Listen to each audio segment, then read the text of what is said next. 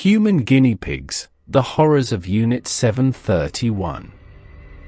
While the Nazis' atrocities in World War II are common knowledge, hardly anyone has heard of the mind-peelingly sadistic biological and medical experiments that Japanese imperial forces inflicted upon the Chinese while occupying mainland China in the 1930s and 1940s. You are probably completely unaware of Unit 731 and how live subjects were induced with frostbite until their limbs froze off, injected with fatal diseases, and then had live operations performed on them without anesthesia, forced at gunpoint to be raped by syphilis-infected men, shot with bullets or stuck with bayonets or scorched with flamethrowers while tied to stakes, placed in centrifuges and spun to death, shoved inside pressure chambers until their eyes popped out, crushed with heavy objects, and buried alive. Estimates of the death toll from experiments performed on prisoners at Unit 731 range from 3,000 to 12,000. One thing is for certain, no prisoner, whether man, woman, or child, got out alive. However, Unit 731 was likely the largest biological warfare production facility in world history. It also conducted murderous experiments upon the Chinese civilian population by infecting water supplies with cholera and dropping ceramic bombs on cities that were filled with live fleas infected with the bubonic plague. Estimates of the total death toll from Unit 731 sick experiments range from 200,000 to 580,000. The Japanese Death Factory. While the Nazis get all the press, it was actually the Japanese who dragged the United States into World War II by bombing Pearl Harbor in 1941. And though the USA played only a minor role in defeating the Germans, it took 2 American atomic bombs to finally bring the Japanese war machine to its knees. The Japanese used a false flag operation as an excuse to invade Manchuria in 1931. They would occupy China until surrendering in 1945. Although the use of biological weapons was made illegal by the 1925 Geneva Accords, a bright young Japanese doctor named Sha Ishii was an avid student of the biological and chemical war incidents from World War I that led to the Geneva Agreement. Since the Japanese considered the Chinese to be biologically inferior, they had already set up testing facilities in China using prisoners as human guinea pigs for an array of horrific experiments. In 1936, they allowed Ishii to take over the operations at Unit 731, a cluster of nearly 150 buildings extending over 2 square miles outside the city of Harbin. Unit 731's formal name was the Epidemic Prevention and Water Purification Department of the Kwantung Army of Japan. This was a sly way of hiding the fact that their main goal was to spread epidemics throughout China while poisoning its water. They told local Chinese authorities that the facility was simply a large lumber mill.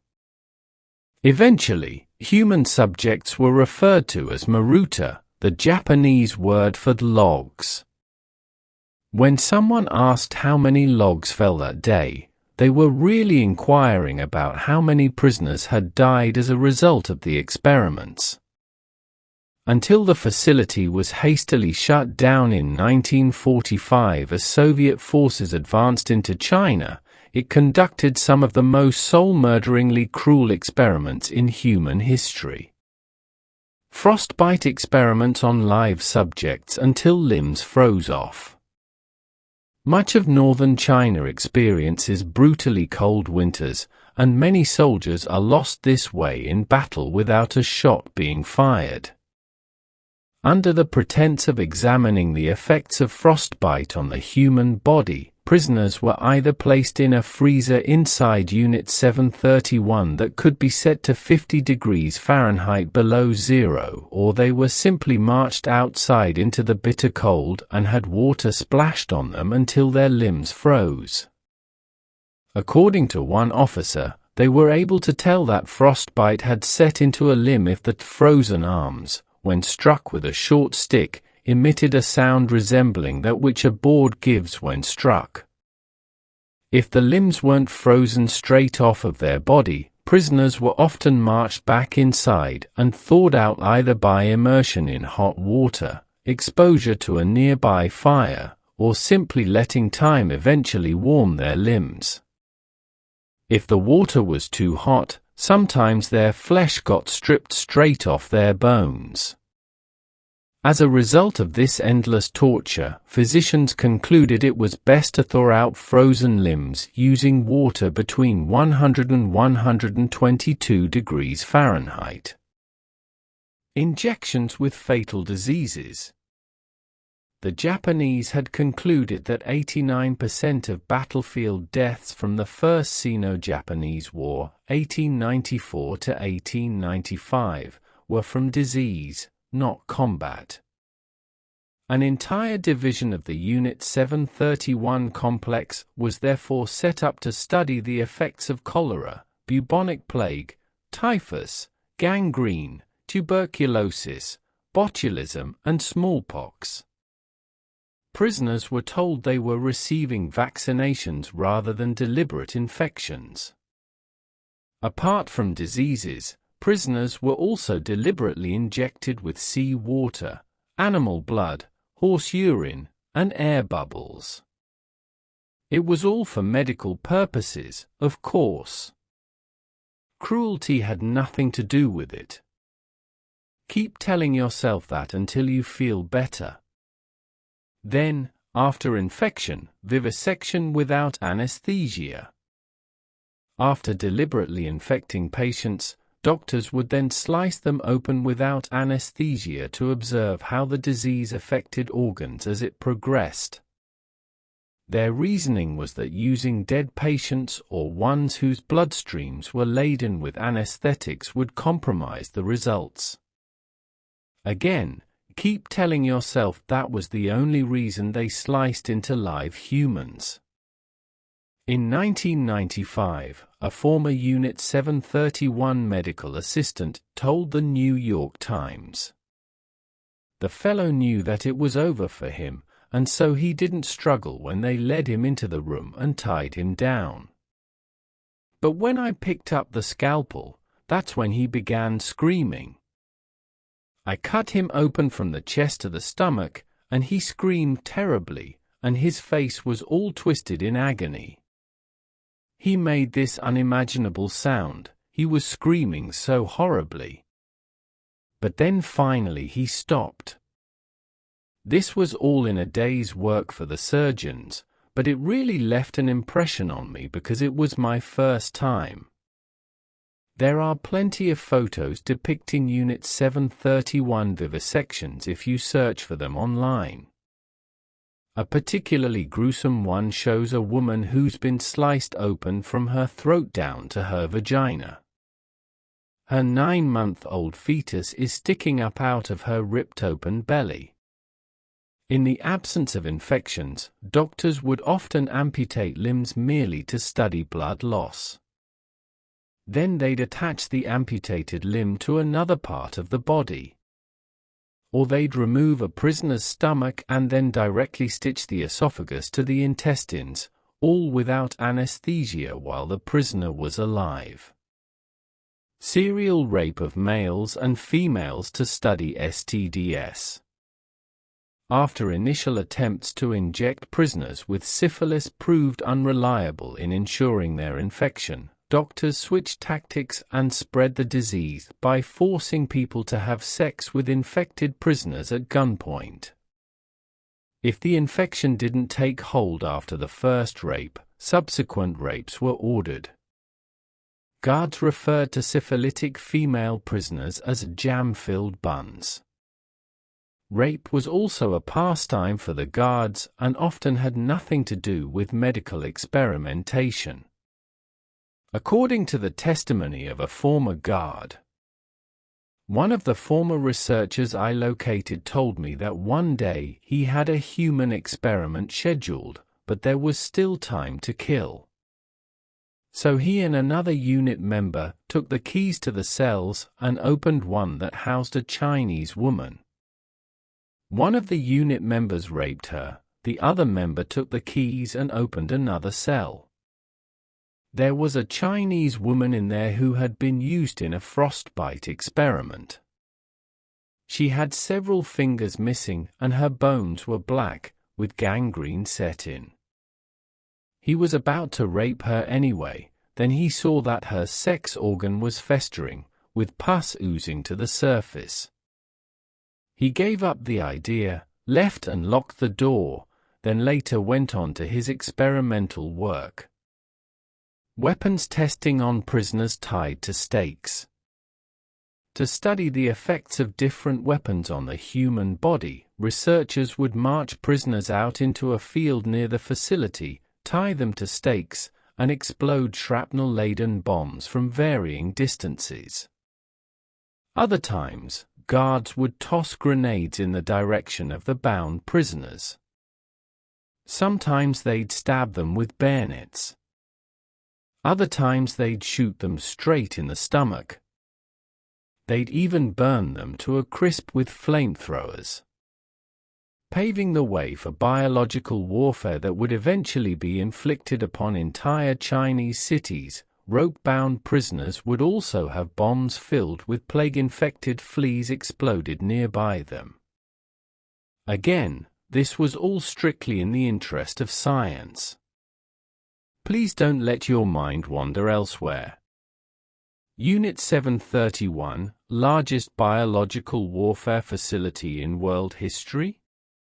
Since governments don't like to brag about conducting biological warfare, we can't be sure what the modern Americans, Chinese, or Russians are doing right now in the dark depths of their highly guarded labs. But we know more about Unit 731 than we do about any other such government program in history. At its peak, it had a staff of around 10,000. Unit 731 was capable of producing 66 pounds of plague bacteria in a matter of days. Doctors would inject prisoners with the plague and sometimes let rats feast on their corpses. Then they'd unleash fleas to feast on the rats. Then they'd pack fleas by the pound into ceramic bombs and drop them on small Chinese villages.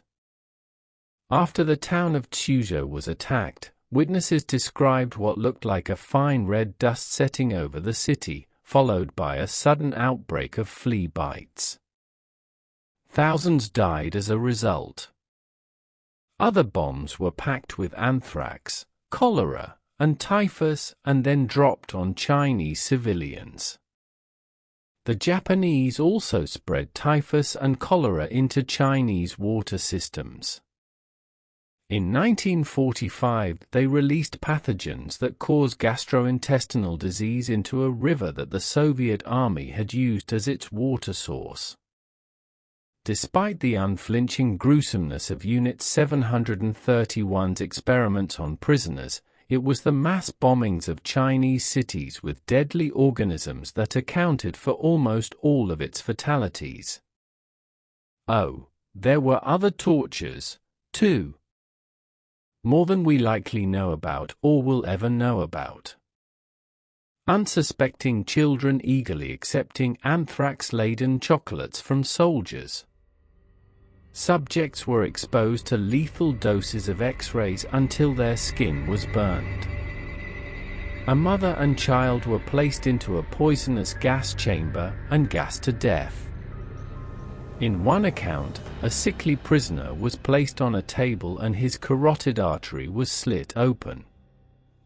He was drained of so much blood that his heart was too weak to continue pumping. To squeeze every last drop out of him, an officer wearing leather boots stomped on his chest until a final squirt of blood issued out of him. Unit 731 shuts down. In 1945, as the Soviet Army advanced through China and it became evident that Japan would lose the war, employees were sworn to secrecy. They summarily destroyed almost all written records, murdered every last living prisoner, and blew up most of Unit 731's buildings. In one last sickening touch, they unleashed thousands of plague-infected mice out into the streets, killing an additional 30,000 or so Chinese civilians. In 1946, fully aware that whatever the Japanese had learned through these experiments was probably unique, since no one in memory had been ruthless enough to conduct such experiments, the US military reached a deal with Dr. Ishii. They would not prosecute anyone involved with Unit 731 for war crimes if they willingly handed over the results of their research. Many of the physicians who'd been merrily carving up live humans at Unit 731 went on to highly successful careers in the medical field. Two of them founded a multinational corporation that got embroiled in a scandal for allegedly providing HIV-tainted blood to blood banks. For decades, Japanese authorities denied the very existence of Unit 731.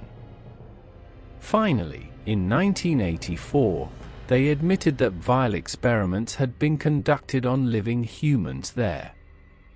In 2002, a Tokyo court formally admitted that biological warfare had been conducted at Unit 731. Still, Japan has never formally apologized nor provided compensation to any of the victims or their family members. For his part, Dr. Ishii, the Asian Joseph Mengele, died of throat cancer in 1960 at age 67 after living comfortably in hiding ever since the war.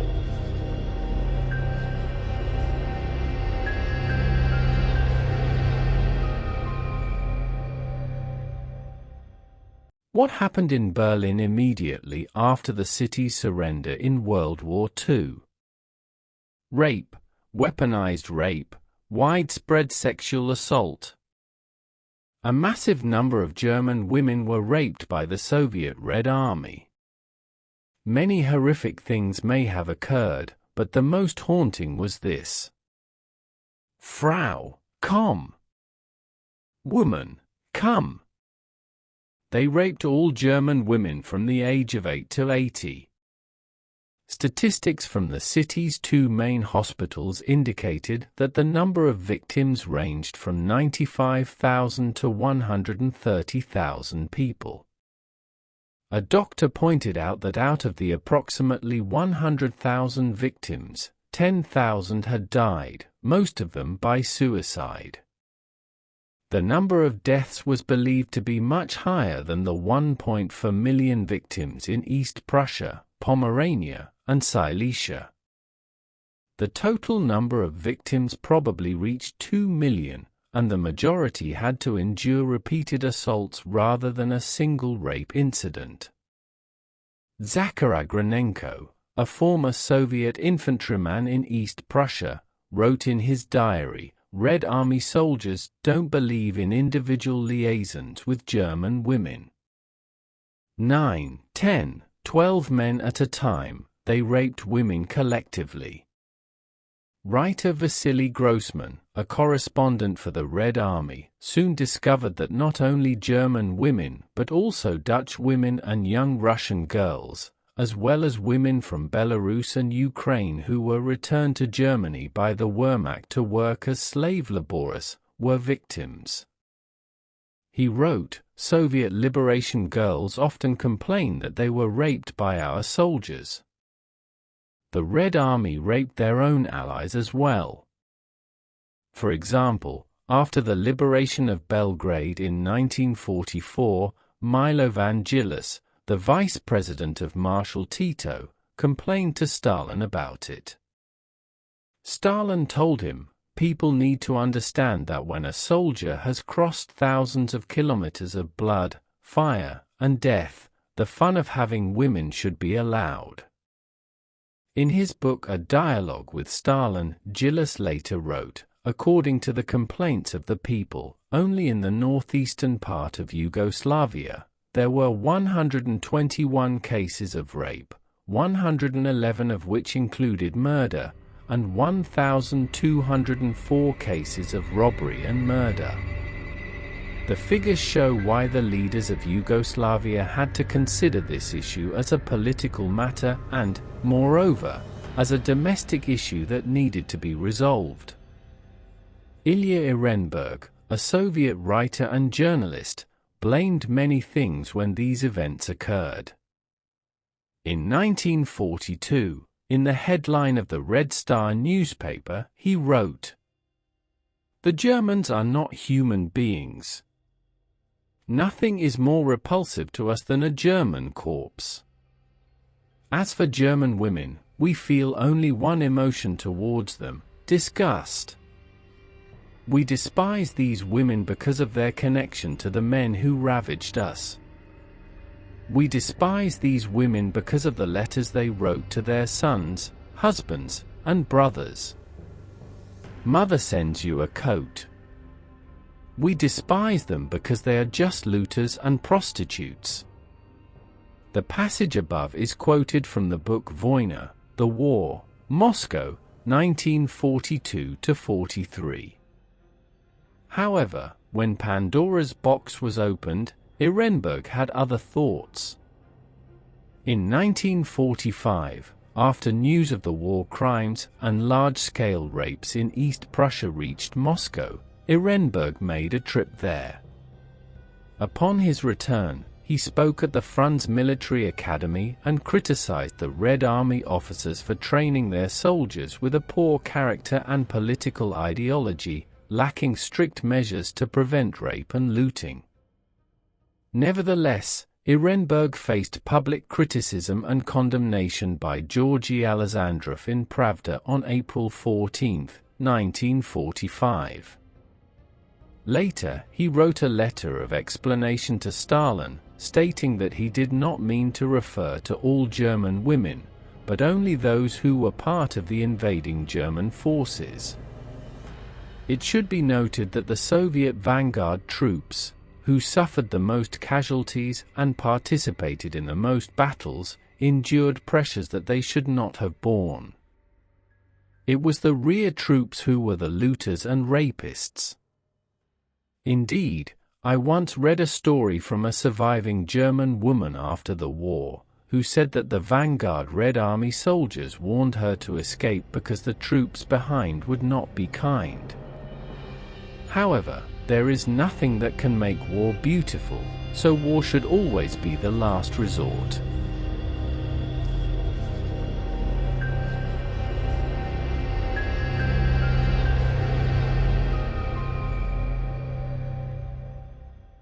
The fear of Japanese pilots before diving planes into US ships.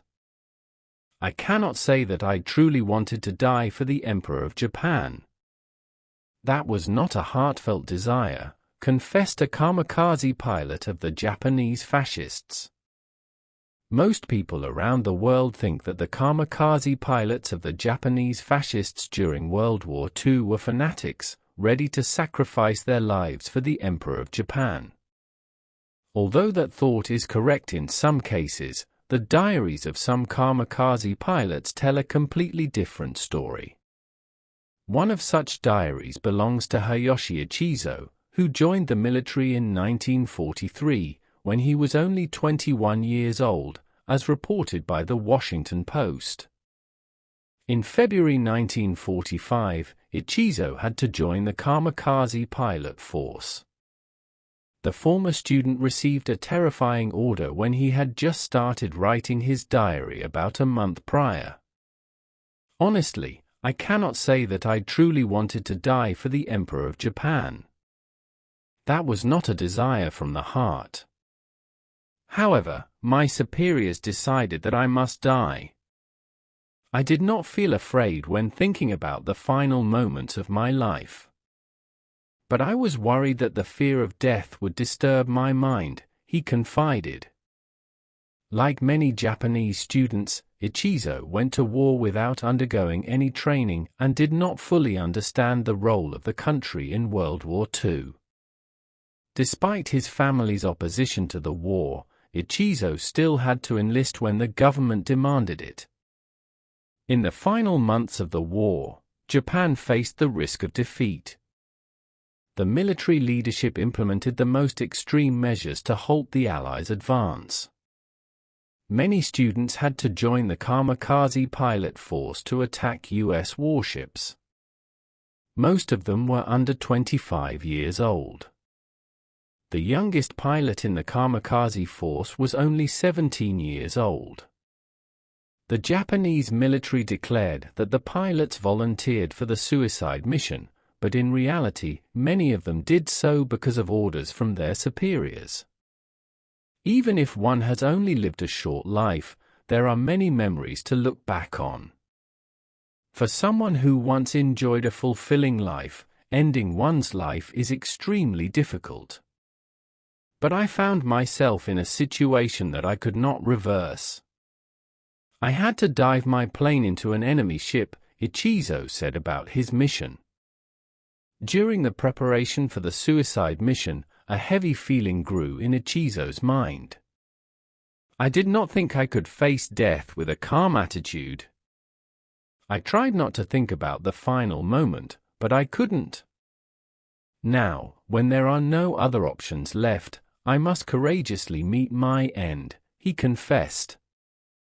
Ichizo's diary also shows the turmoil in his mind when he thought about his loved ones, as he would never see them again. He carried out the suicide mission on April 12, 1945, exactly 5 months before Japan surrendered.